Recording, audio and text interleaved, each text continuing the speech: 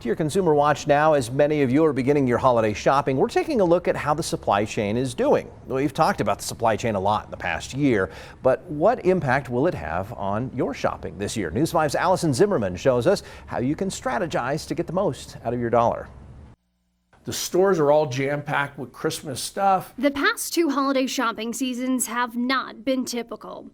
And this year, you can expect another odd shopping season, but for a different reason. The retailers now are sitting on anywhere from 2 to 3 seasons of apparel. There's a lot more product to shop than previous years. Scott Van Ness is a professor at UCCS. He studies the supply chain extensively. Orders for new products are down anywhere from 25 to 75%, and these are big folks. Having a lot of product to go around may sound like good news compared to when many store shelves sat empty.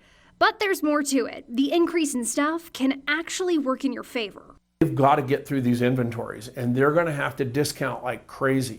Van Ness says those discounts are likely to come after the new year. So with a little bit of strategy, you can stretch your dollar further this holiday season. If you are thinking about clothing, wait if you can wait. But there's a lot of stuff in the warehouses right now.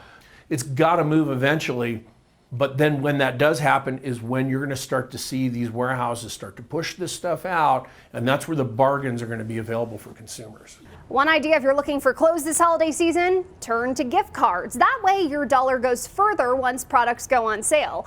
But Van Ness says it's going to be a balancing act for large brands when it comes to figuring out just how much to discount things. Nobody's ever done this before, move this amount of apparel through the supply chain. Apparel and discounting, where you, if you do it too long, your brand now gets associated with discount things. It's going to be interesting to see how they do it. So how did we get here? Van Ness says the pandemic led to slowdowns at the ports, which caused most of the supply chain issues we've seen throughout this year.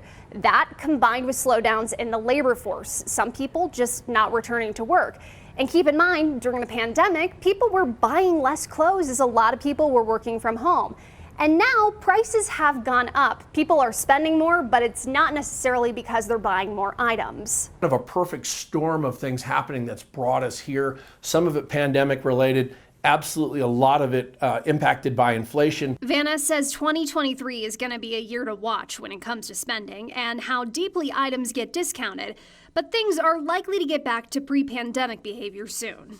But I think I would tell the consumers, be patient as we're walking through 2023, as we kind of get through this, and then we'll normalize maybe last quarter of 2023, maybe there'll be a normal holiday season there. And as we get into 2024, everybody wants to get back to normal kind of ordering, fulfilling, better inventory techniques, better inventory discipline than we experienced during the pandemic.